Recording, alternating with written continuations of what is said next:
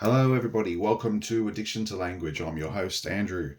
Now, have you ever noticed the curious situation whereby the superheroes, the people often portrayed as wearing capes, are also the same people who have the capabilities that we need in an extreme situation to help us when things have gotten out of a normal range, out of the normal scope of our experience? We need superheroes with capabilities to step up.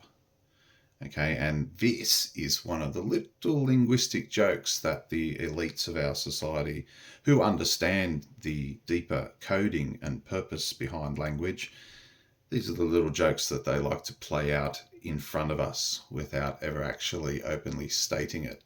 But if you're paying attention and if you're cluey and you start to connect the ideas in words to the ideas that we have around us in society, you'll see little things like this happening rather too frequently, where our superheroes are the ones who have capes and therefore signifying symbolically that they are the ones capable of taking care of business, so to speak.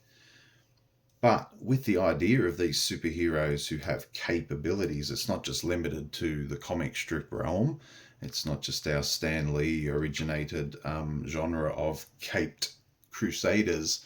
Of course, the idea of caped crusaders goes all the way back to the Crusaders and beyond, and that all of our, or often, it's fair to say, often our dignitaries, our leaders, our people who have the abilities to act on things and to keep things within a normal range. Okay, these people are often wearing these capes symbolically. Okay, they don't really serve any actual practical purpose. A cape, it's largely a symbolic garment. Okay, now these superheroes, the capabilities, they actually have the capability specifically to bring peace to the situation. Okay, we've gotten some things out of range, some things upset, imbalanced, and therefore it's unpeaceful. And the superheroes are the ones who have the capability to bring the peace back. And so we get this through our lettering code, and it goes back to the original Latin here.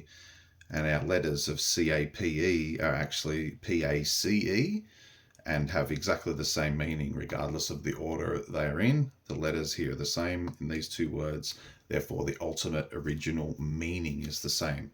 That's regardless of definition. Okay, definition can be many. A single word can have many definitions. Okay, and that is because there is an ultimate deeper meaning which is much more generalized. Okay, and therefore this generalized meaning can be applied to many situations. You can think of it like that. And our situational applications of the deeper meaning are what we call our definitions.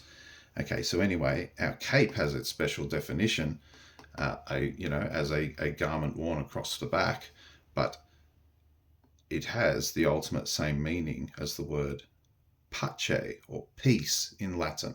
Pace, the original Latin word for peace. Okay, now we have a little conflation here with the E being pronounced, and that's good. In the original Latin, the E's were pronounced.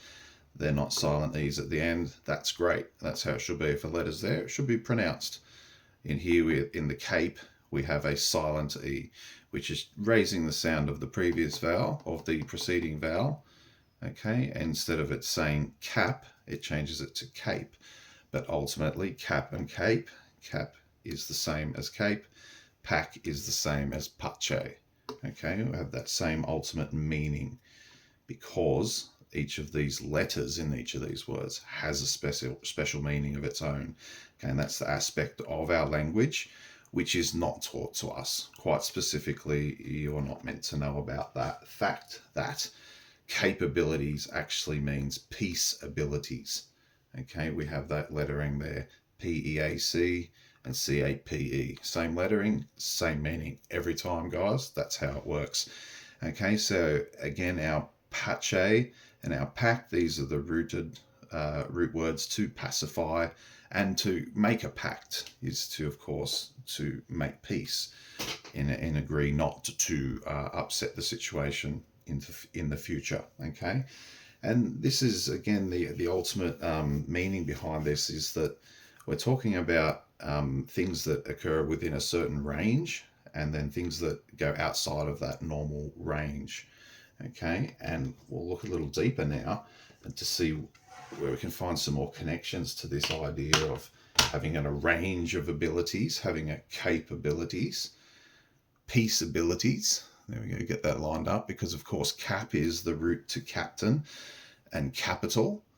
Okay, and we're talking about, again, these are the places where you're at the capital, you're most likely to see dignitaries, important people, judges, senators in Rome wearing robes. Okay, the captain is the one at the top who has the abilities. The captain has the capabilities, okay, to keep the peace.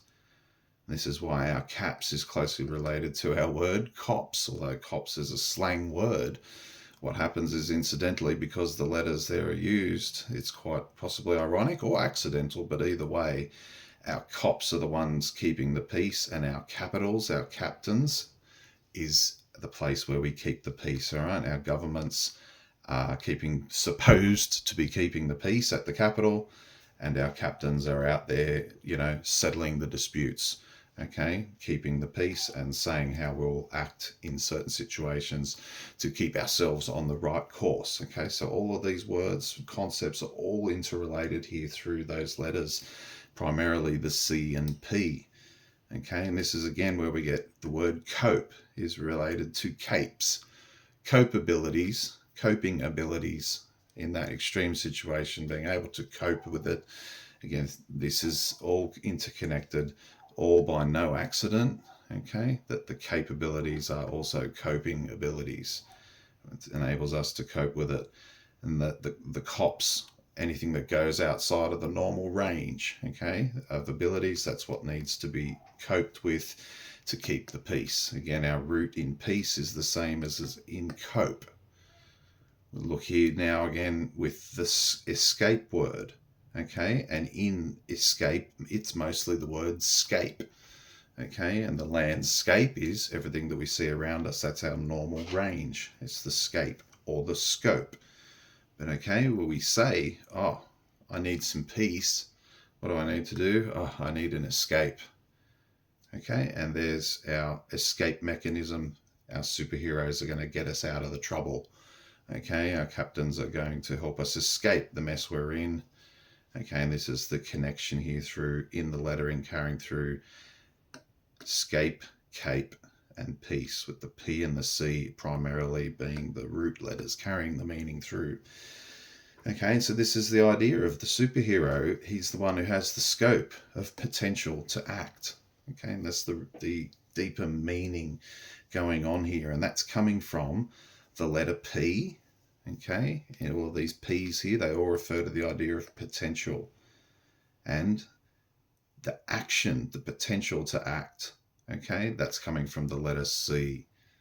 The letter C means action or interaction, if you will, but essentially the act is an interaction always. Okay, and our P is our potential. So we've got the C and P, the vowel will shift and they have slightly different meanings, of course, but they're not as important in keeping that original consistency in the consonants. Okay, the consonants are the ones keeping that consistency.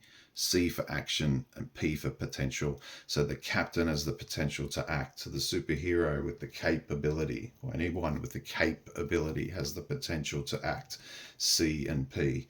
Okay, and that's how our language is actually built. This is the secret that we're not taught about, and this is the extra added detail sitting there in plain sight, essentially, but without the right training and given the eye to find it and to look for it, and the mind to think about these concepts philosophically and how they interrelate with each other. And at the generalized level, okay, that can be difficult to see this code. And I didn't see this code for the greater majority of my life, but now that I've seen it and I can pull it apart in these terms, it's undeniably there. Without question, there is a great secret being kept from us about what our language really is and how it really works. So we've got our scope of potential to act coming and given to, or our captains having, our capital cities having the potential to act on our behalf, and the superheroes having the potential to act on our behalf.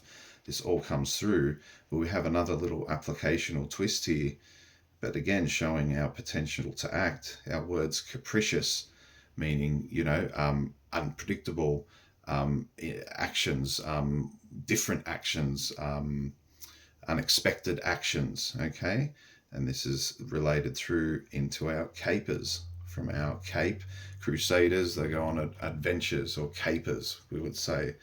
And capers being obviously a reference to activities which are outside of the normal range of behavior, okay? Okay, so ultimately, that is what's going on here. The superheroes are the ones who have cape abilities. Until next time.